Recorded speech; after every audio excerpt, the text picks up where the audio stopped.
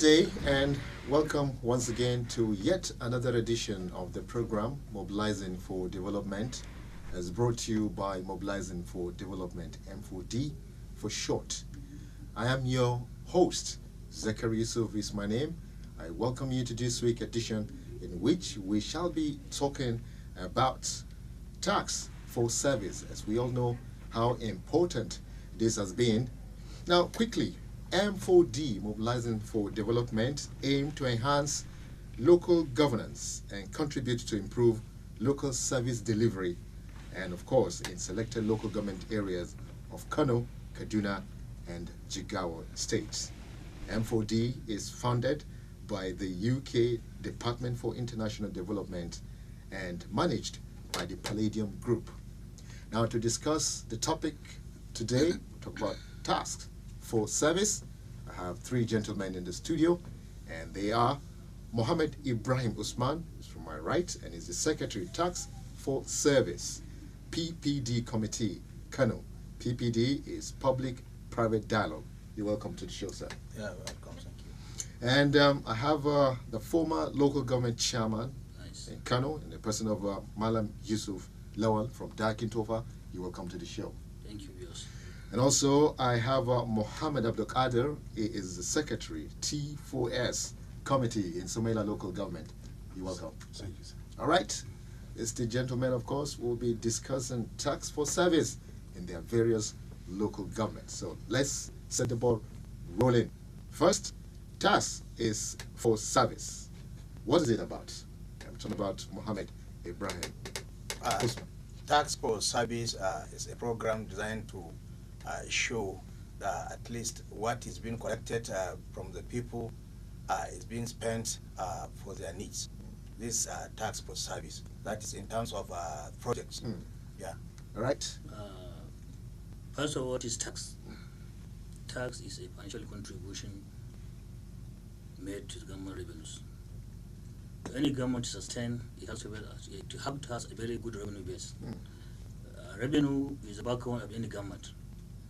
So, tax for service is pay your tax and you will see it on the ground. When you pay your tax, I will initiate a project that will benefit you. Okay. So that is what tax for service is. Okay. So the people pay tax and the government does something in return. In return. All right. Just like what the Kano State government is doing. Yeah. They are collecting revenues from people, and alhamdulillah, they are constructing now underpass and the flyover at Bakau Barak. Okay. And that flyover is going to be named as Taxpayers Bridge. Okay. So you see, the state government too has this program, tax for service. Right. You pay your tax, and maybe I'll take certain percentage of your tax and do projects that will benefit you. All right. Somalia. Tax for service is actually what my colleagues have said.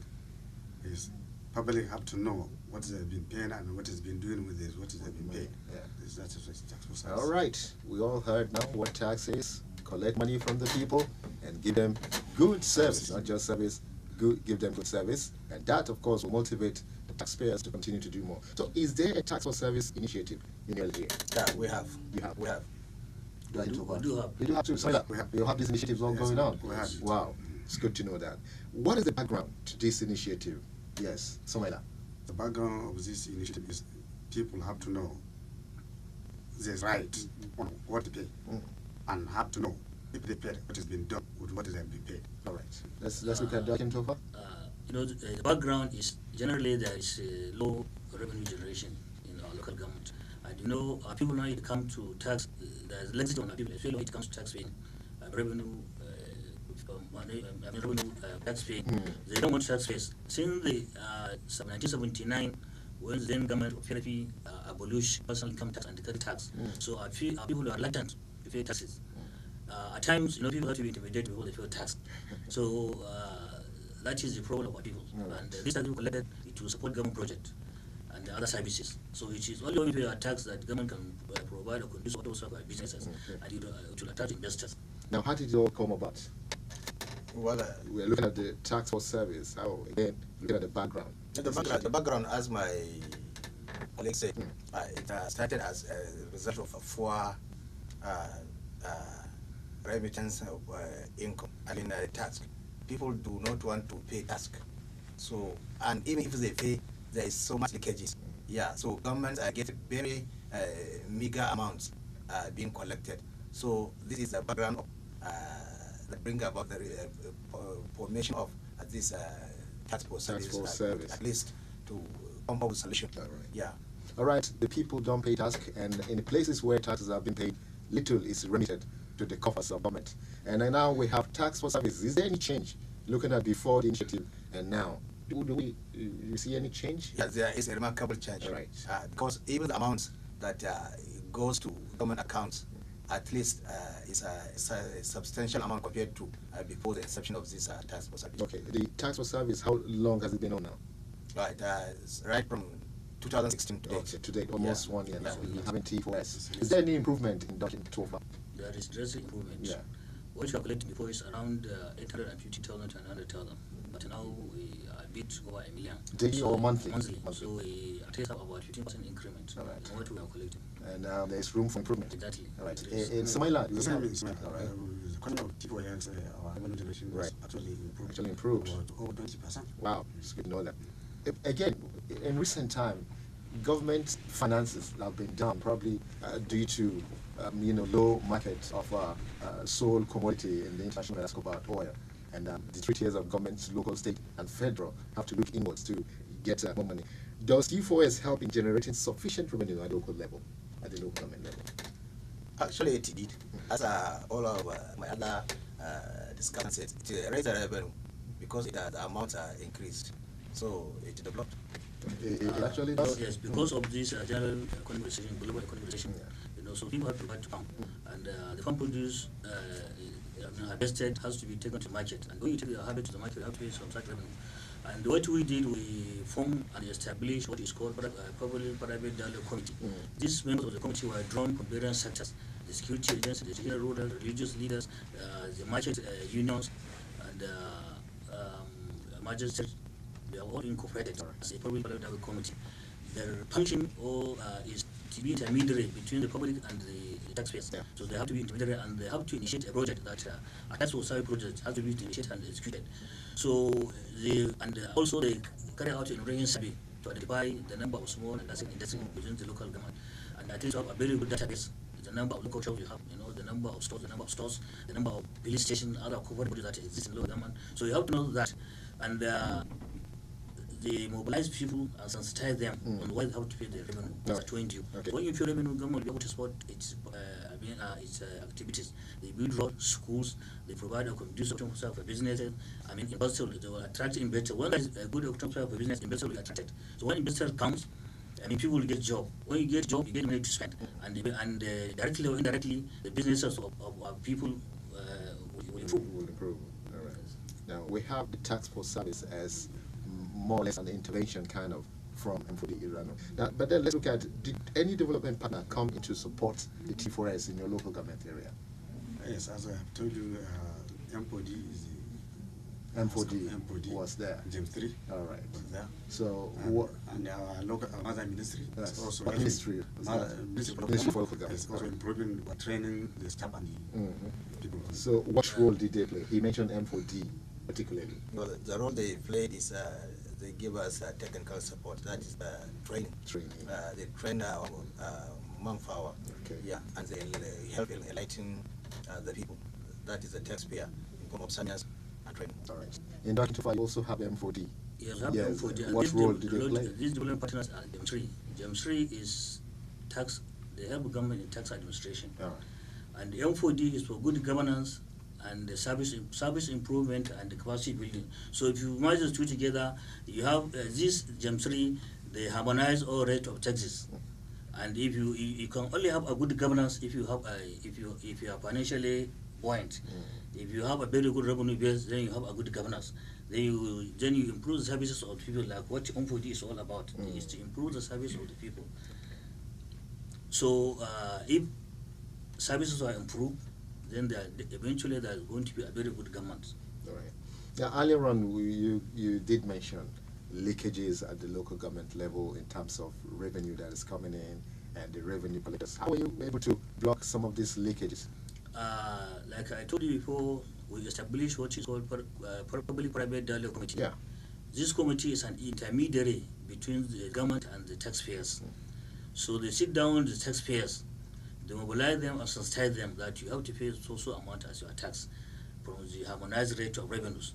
So, and when these people, these traders were intimated, were mobilized and intimated about the function of this public-private dialogue committee, they do believe in the committee because some of their members are part and parcel of that committee. Okay. So, and the money generated, a certain percent of the money generated is going to be, a project is going to be initiated for the benefit of the traders. Okay. So at least with that, some of the leakages were blocked. And this market union, they normally intimate us on maybe like say so amount of trailer load of grains have left our market today.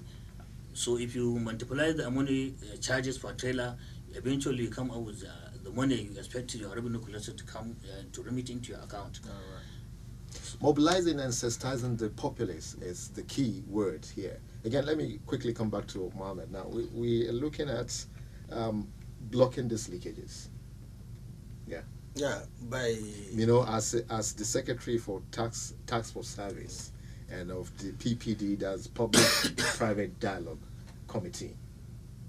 Yeah, if I get you, you mean how do we... Yes, how will you be able block to the block it? leakages? Because he is mentioning PPD as one key instrument. The easiest way of blocking the leakages, at least, is by enlightening the people to know the problem of lack of funds to the government. Yeah, not paying. Not paying. Yeah. It is one aspect of these leakages. Okay. So when we enlighten the people that it is only when they face their task, then government will get money. So if they pay the money directly to the government will get the money. So by paying the money to people, I mean to tax collectors, that means the leakages is, the leakages is two-sided. Okay. Yeah, one side from the aspect of from the taxpayer. Okay. They don't want to pay the tax, and the other aspect is the little amount they pay to tax collectors, still some percentage it will be drained away. That is, will not go to the government's accounts. So by making committees, this PPD committee, like in my local government, we created a PPD committee that we call it sub-committee in the various markets. And as my colleague said, the composition of the committee is the marketers, the traditional rulers, non-governmental organizations, and the government's representatives. All right. At least to enlighten people to pay the tax. And when the tax payers get enlightened that the actual money that goes to government is the money that will come back to them as project. So they discourage, even themselves, they discourage the tax collectors in doing one thing or the other, to prevent the leakage. All right. Yeah. And again, it all goes down to not playing any games at all. Yeah. For the people to be sensitized to know that it pays to pay their task if they really want good service. I don't know. Yes, Somaila, you want to add something? To block the leakages. Yes. To block the leakages is just by supervising and accountability. Accountability. You supervise what they have been doing, Yes. and you account what they have been doing. Definitely, you know why you block the leakages. All right.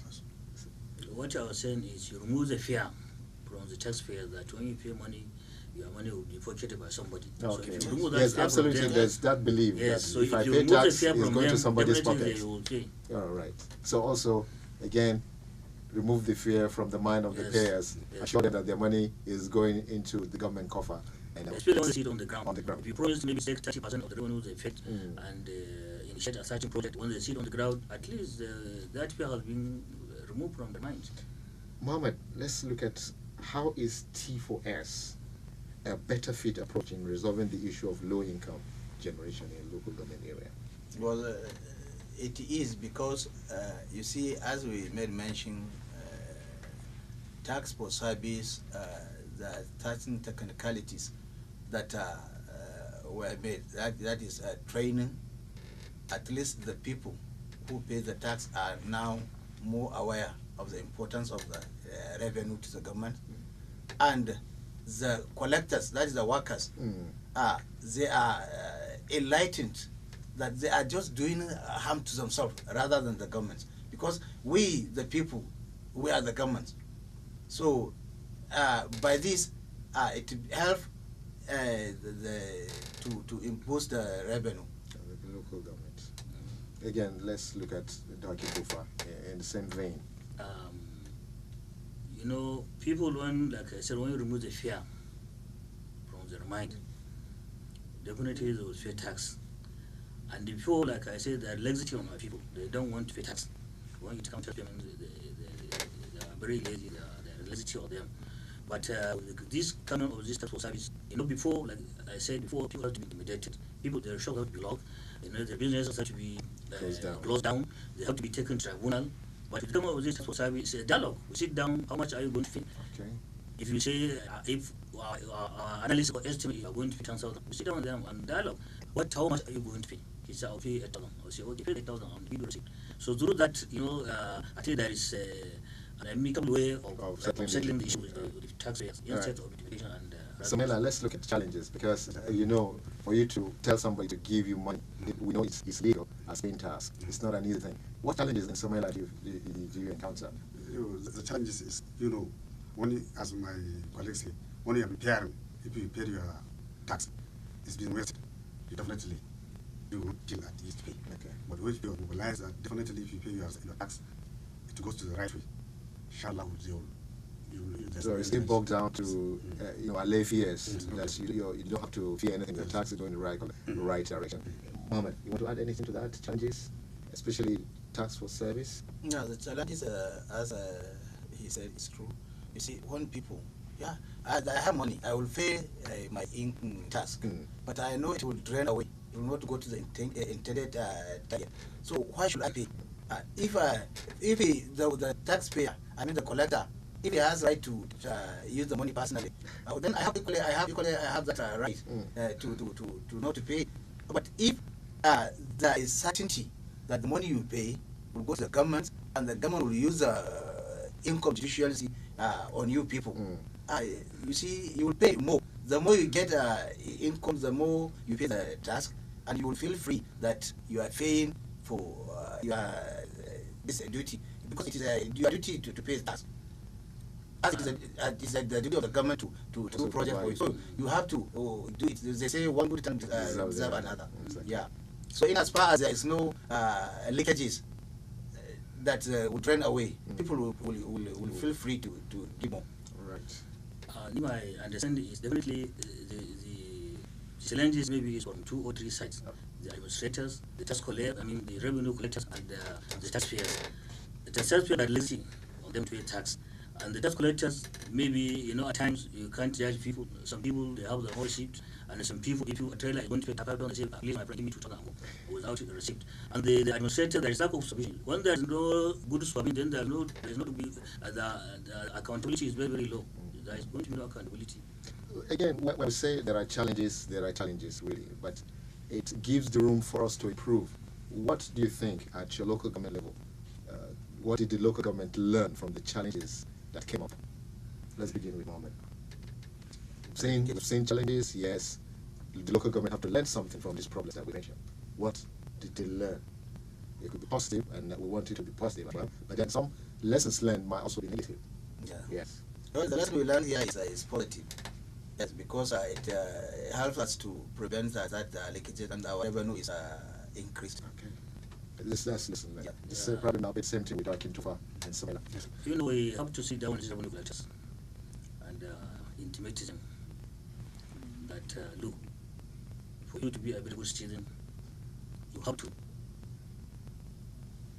to remit all that you collect from other people. And you don't ask people, if a trailer is going to be 5,000, don't collect 2,000 or 1,000 from them and say go without even the receipt. Yeah. So we sit down with them and we motivated them maybe a certain percent will be given to you if you collected. You set a target. Yes. You set a target for them that if you collected 10,000, you are going to get 3,000 or 10,000. All right. So is that been ongoing? Is it a new system, or perhaps it's been part of the law on the ground that you give targets to the tax collector? At the end of the day, whatever is being collected, maybe weekly or monthly, he has a certain percentage. You give them that motivation incentive. Yes, there is. All right. As it was stated in the law of the revenue, Okay. Nigeria, a minimum of 3%, 3% of what you have been collected monthly has been given to the collectors. Okay. And a maximum of 5% should be given. Now, It depends on how the local government wish or how the administration wish to. we wish to. Now, again, the 3 tiers of government have been trying to improve revenue generation in Nigeria, encouraging people to pay tax, and consultants here and there have been employed. In something like, do we have consultants? We don't have consultants, but through what we have been, this organization, M4D, and it's almost like a consultant. All right. They are mobilizing us. The taxpayers knows it's right, and the collectors knows it's right. Yes. With this, they serve as our consultants. Exactly. What I mean here is, for instance, the state governments hired some consultants whose duty is to see where areas where they can get more tax, and it's still the same consultant they are collecting the tax. Do you have that in Darkintova? No, we don't have. You know, it's the local government staff that staff are doing that's doing that work.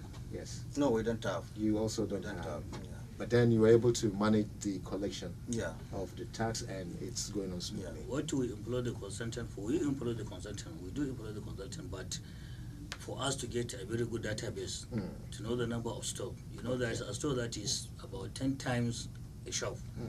So if a shop, a local store will pay maybe 1,000, you know, a shop has to be about 10,000. So those consultants will employ them to go around the properties and assess the property. The value of the stores. When you value the store, from the value of the store, you know how much that store is going to pay as a revenue. Now, mobilizing for development, M4D, you guys agree at your local government level, definitely do a lot of intervention in trying to make sure that people know their rights and how to demand for their rights, issues related to tax for service. Now, if we're asked now that Kintofa, we want to replicate this T4S in other local government areas where they don't have this intervention, what would be the first step you advise? The first step is to get the revenue base. What is the revenue base? Is it adequate enough for the government to support its objectives? If not, then they have to establish, like what it did in Darkintova, they have to establish this public-private dialogue committee. And the members drawn from various sectors, the ulamas, the traditional rulers, the security agencies, and the market association. So for them, and there are going to be an intermediary between the public and the government. So like I said before, they mobilize people, the traders, and they sensitize them and intimate them on why they have to pay their revenue. If you pay your revenue, definitely there is going to be a very good, conducive atmosphere for carrying out your revenue. The security, the buildings, the very good road network and drainage network, and this will attract investors. And when investors come, our people get more job. When they get more job, they get money. When they get money, they spend it. And directly or indirectly, that will improve the business of our community. All right. Mohammed, let's come back. Looking at the PPD, and again, we're trying to put tax for service in other local government areas where we don't have this. What is going to be your advice to the LGA who wish to have tax for service? Well, my advice is that they should go ahead because it is worth trying. Yeah, particularly if we look at the pioneers of this program, Garamalang, Dawakin, Topa, and Smela, at least our incomes has raised. So it is worth trying. It's worth trying. Yeah. Okay. Sumela, you want to add something? Yes, what I'm doing is definitely I will advise each particular local government should put this tax for service. All right, tax for service. We have seen the effect of what it is. All right. Yes, we have increased our revenue and the services also improved. All right, we've been discussing and talking about task for service in some of the focal local government areas, Garumal and Darkintova and Samela, and of course the we have the Secretary, Task Force Service in all these local government areas. They've been talking to us last 20 minutes or thereabout on the services and how they've been able to increase the revenue of their local government areas, particularly in terms for service for delivery. Sensitizing the people is the key words, and of course, you should be able to do that, and all that is important is allay the fear of the taxpayer that if he pays his money, he's definitely going to see something on the ground by the service providers. We talk about the policymakers, and that's government. This is where we come to the end of the show this week, and I want to thank my guest in the studio. Mohammed Ibrahim Usman is the Secretary, Task Force Service, PPD Committee. Yes, we thank you for coming. Yeah, welcome. Thank you. PPD, once again, is Public-Private Dialogue. Yes. Yusuf Lawan, Yusuf Lawan is the former local government chairman, and of course is here as a former local government vice chairman. Sorry. Yes, we really appreciate your coming. Thank you, down to Bios. profile local government areas. Thank you, Bios. And Malam Mohammed Abu Qadir, Secretary T4S Committee in Somela Local Government. We really appreciate your comment. Thank you. All right, for your comments as usual, and again, we have our usual number. You can send your SMS only, onto 003-644-7074. I repeat that number again. Send SMS to 003-644-7074. You can visit our website on www.mobilizingfordevelopment.com. But remember that M4D aims to enhance local governance and contribute to improve local service delivery in selected local government areas of Kano, Kaduna, and Jigawa states. M4D is funded by the UK Department for International Development and managed by the Palladium Group. On behalf of the entire production crew, I am Zachary Yusuf. See you next week.